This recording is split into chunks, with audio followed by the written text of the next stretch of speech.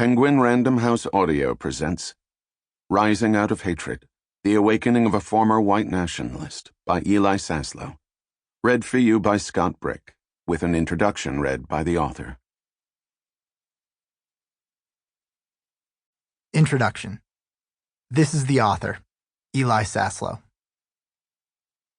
When I first tried to contact Derek Black to write about his radical transformation, I couldn't find him anywhere. He had spent the first part of his life in the public spotlight as the future leader of white nationalism in the United States, and he left behind a daily record of his work on behalf of that ideology. It took only a few minutes of internet research to learn about his popular website for proud white children, his daily radio show, and his successful campaign for political office in Florida.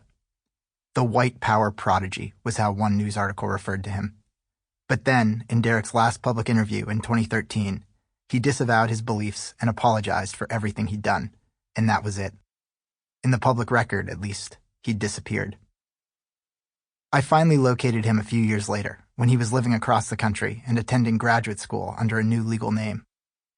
I emailed to ask for an interview, hoping to write about Derek and my job as a reporter for the Washington Post, but his answer was unequivocal. "No, I am not interested," he told me, and then he asked that I respect his privacy and leave him alone. It was a reasonable request. Few people on his current college campus knew that Derek had once been the rightful heir to America's white nationalist movement, the son of Don Black, who founded the internet's largest hate site, Stormfront.org, and the godson of David Duke, a former KKK Grand Wizard. Few white nationalists knew exactly where Derek was living now, or what he believed, or why he had changed his mind. On the dark corners of the internet, neo-Nazis and skinheads were calling him a traitor and plotting revenge. Derek had separated his life into two parts, a before and an after, and he had no interest in connecting the two.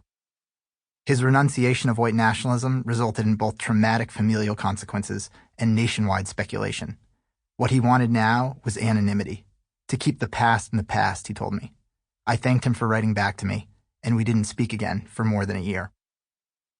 During those next months, the ideology he once helped spread continued to force its way into the political mainstream.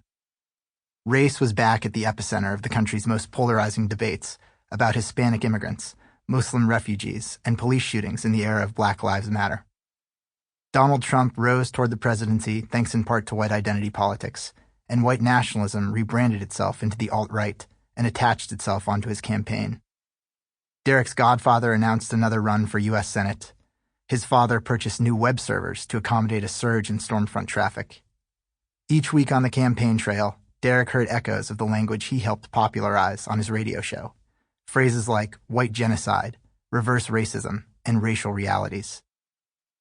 His past was in fact present, and when we emailed again in the summer of 2016, Derek said he felt implicated by current events, sometimes even culpable. Maybe he'd stopped planting the seeds of hate and division, but they were still growing all around him. "It's a critical time," he wrote to me, and by comparison, his privacy seemed less important. "My relationship to the cultural moment is now more personal," he wrote. "I imagine I have some things to say about all of it. Let's find a time to meet." Derek and I spent hundreds of hours together over the last few years, first so that I could report a story for the Washington Post, and then for this book. I traveled to meet his friends and family members, and I'm grateful to many of them for trusting me with not only their time, but also copies of personal emails, Facebook conversations, and message board chats.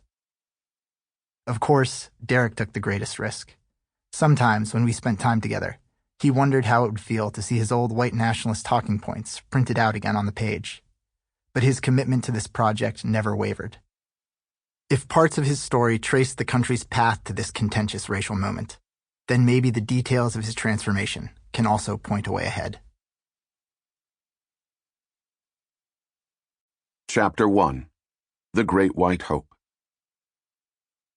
The Klansmen and neo-Nazis arrived for their meeting in the fall of 2008 dressed in suits with aliases written on their name tags, and began sneaking into the hotel just after dawn. They walked past the protesters waving rainbow flags on the sidewalk, past the extra state troopers stationed outside the hotel lobby, past the FBI informants hoping to infiltrate their way inside. For several days, the government of Greater Memphis had been working to prevent this white rights conference from taking place. One suburb declared a state Sample complete. Ready to continue?